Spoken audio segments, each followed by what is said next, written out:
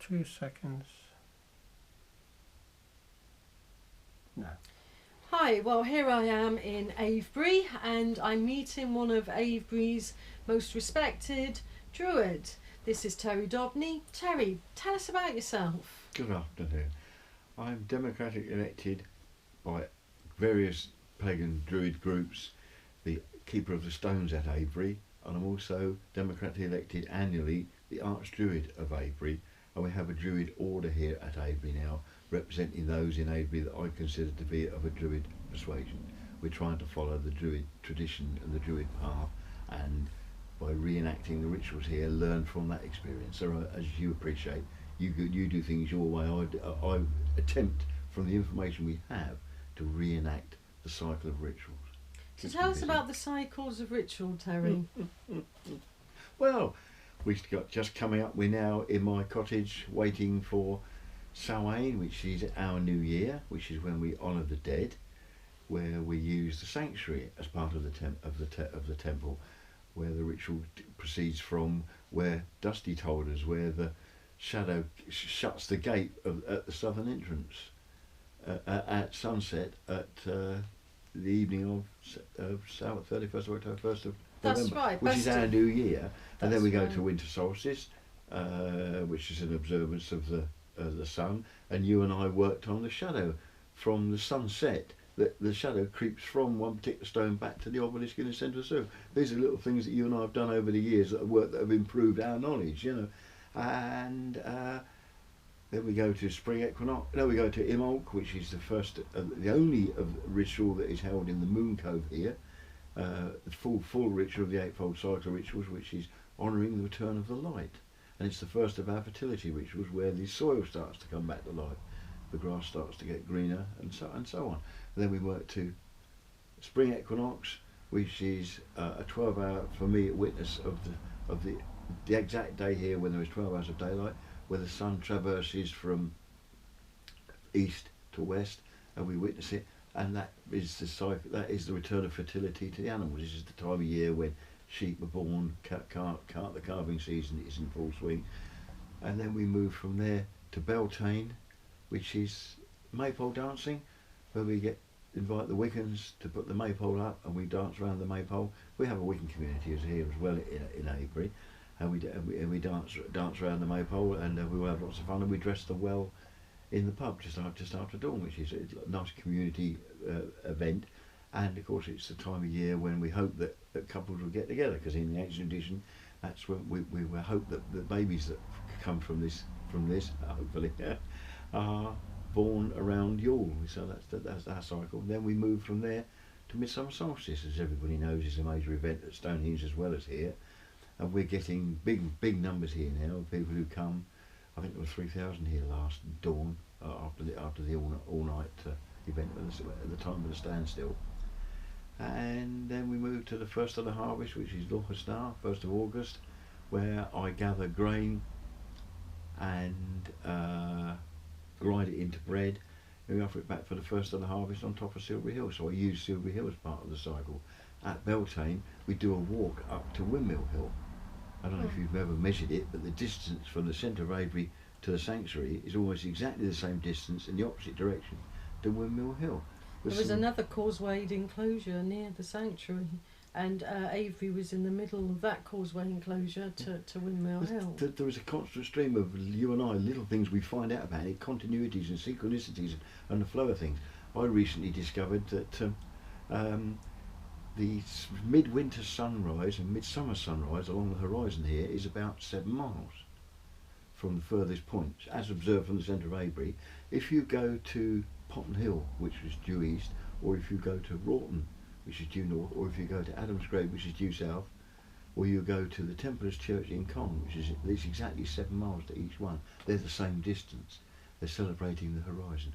Quite how they worked it, did somebody walk from there to here, or what? We haven't figured out yet. But there's plenty of things left for us to work with. The last ritual before Samhain, again the one that's just passed, that's just been and gone here, around the time of the equinox in August, is the autumn equinox, where I hold in our Stepford, where anyone can come and discuss the meaning of life, universe, and everything, our way of doing things, and whatever, you know.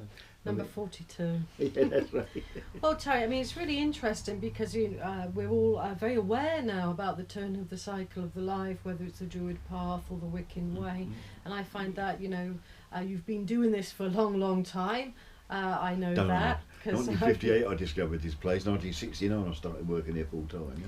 And Basti and I sort of discovered that shadow line for Samhain. Yeah. And what we felt was one way of working with it, which I don't know what you'd think about it, is it casts its shadow line across the entrance of the southern portal stones at Avebury.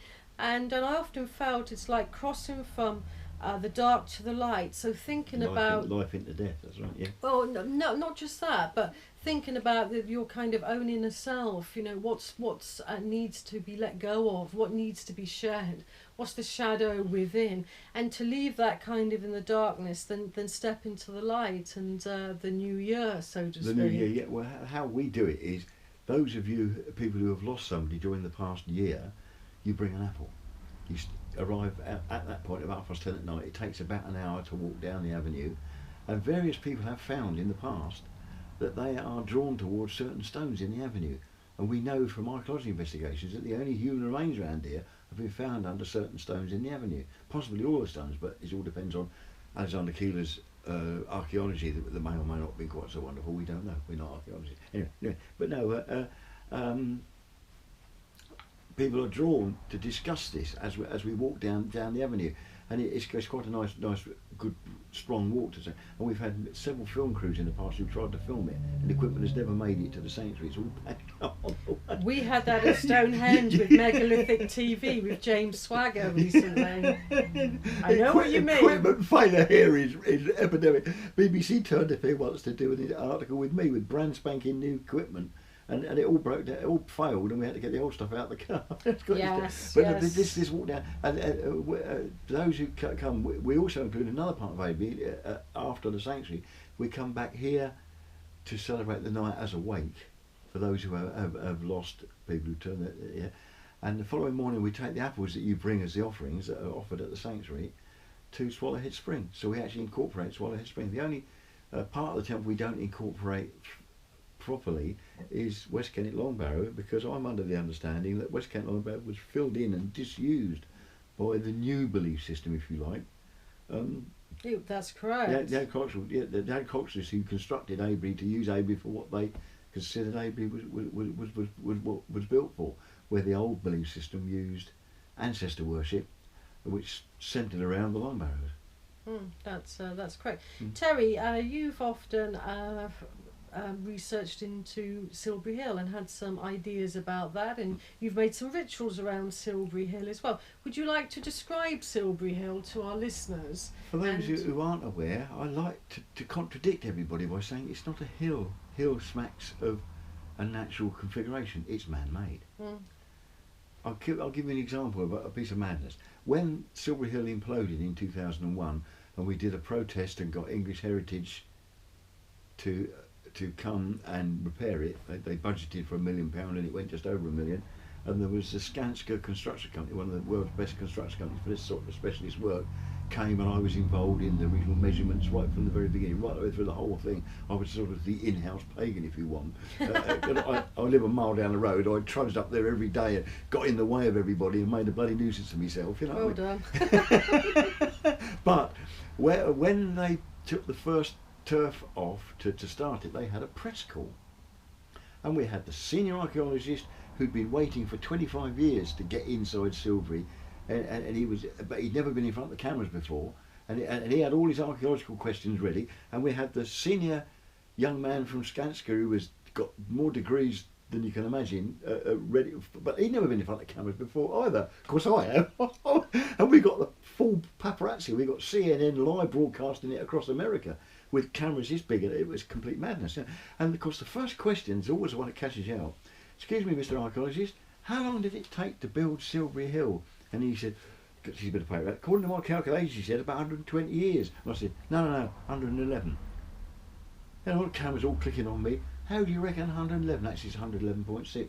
I said, because that's 6 times 18.6 which is the cycles of the moon. That's right, the moon's botanic cycle, 18.61 years. 18.61. And I reckon they built Silbury annually in layers, because the archaeology we had from 68, 69 said it was built in 3 stages, and we proved immediately proved that it wasn't. It was built in layers, like a cake. That's what my late father said about Yeah. it producing energy, being an orgone generator. Yeah, so then layering. getting involved, you'll laugh because in 1969 they put a metal door across the original I remember entrance. seeing that with the date above it. Yeah. No, but in concrete, a concrete lintel and everything. But the funniest thing was they had to get the oxyacetylene cutter to cut the lock off the door. And when the lock fell on the floor, it fell on the mat. So they lifted the mat and the key was under the... Oh, this is fantastic. Hysterical. I love it. The key was under the mat. Anyway, they did during the investigations. We came upon this argument. There was this beautiful, and I mean beautifully pure clay layer. Did you get inside Silbury when it was being done? No, I didn't. My camera But you were around did. at the time. But it was this thick 4-inch, 6-inch thick layer of I've pure got photographs of all the clear layering. clay. It's an impervious membrane to stop Water condensation coming coming through, up yeah. or water coming down. Even today, people use clay in reservoirs because it's so good, you know. So I understand the principle. Yeah, my argument, I was asked, and I went public, and I was the only person who came up with a theory on Silbury at the time, because the archaeologists couldn't agree on it, which is nothing unusual. Archaeologists can't agree on things. It's okay, but anyway, the idea is that water soaks down through the layers of the chalk that it was constructed of into this impervious layer, like a giant saucer, and it flows towards the centre, where there was a hole in the centre, and on the top of the hole was a mound of moss and peat, and it's like a sponge. Imagine it like a sponge over the hole to draw the water down to it, and it would soak through and out into the moat outside. So the layer on the moat outside would be artificially raised and lowered by the water that was in the chalk mound, because that makes it a living barometer, because the water would be forced in by atmospheric pressure to soak in, or not, depending on the atmospheric pressure. And one of the things we know, one of the reasons of the construction of Avebury was to predict the weather, and one of the things you need to know is foretell high pressure and low pressure. We all know that the Druid in the past, or the weatherman, looked down the well or hung his bit of seaweed out the window, all these old jokes about things, but they actually worked. I think the BBC still do that. Yeah, do you know where Britain's well is? Where they actually look down the well? Rockley. Rockley, is it really? Britain's biggest underground aquifer. Britain's second biggest underground aquifer? Swallowhead. It's a giant lake underneath Swallowhead, probably stretching right across here, under my house, sitting on a lake of water. We don't know how far down it is, but anyway. And it comes up by artesian. When the Swallowhead spring flows over the top of it, it creates the vacuum that draws it up. So going back to your barometer idea, Terry, elaborate on that. Well, the artificial pool around the outside of Silbury, which is all man-made, would raise and lower as the atmospheric pressure raised and lowered.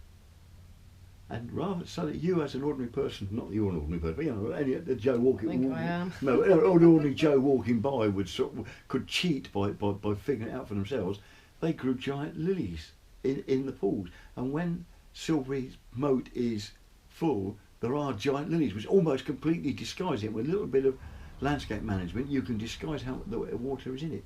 And you're going to say, well, why is there another mound at Marlborough? Well, that's the test mound. It didn't have all these things in it, so you would have a moat where you would have, let's say, a foot of water, stable foot of water, which was affected by rainfall. That's your what do you call it? Your test piece, yeah.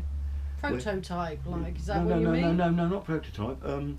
That one only alters with rainfall. The Marlborough one only alters with rainfall. This one alters with atmospheric pressure. Silbury would alter by atmospheric pressure. The water level would raise and lower, and of course all you need then is a clever Druid with his stick in the water and say, but the good weather's coming, we start getting the crops in a bit quick, although there's clouds in the sky and it's all a bit bleak. And that was Terry in a past life. One of my ancestors.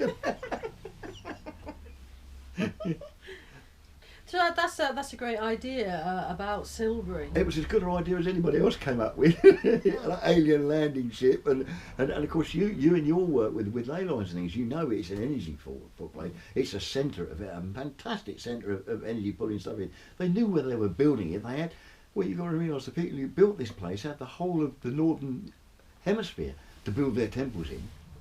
They didn't just build them here and at Stonehenge willy-nilly. No, it's a global, worldwide phenomenon. Yeah. It's interesting what you said about the aquifer of Swallowhead Spring, because according to the master water diviner Guy Underwood, he said that, and we've always said that it's a huge aquifer. Massive lake underneath. So yeah, so I like the idea of that, and you know, we're finding out more and more each day about these ancient monuments, and. The Romans built their biggest temple here to Minerva. When you control a country and you can control the water supply, you can control the populace, can't you?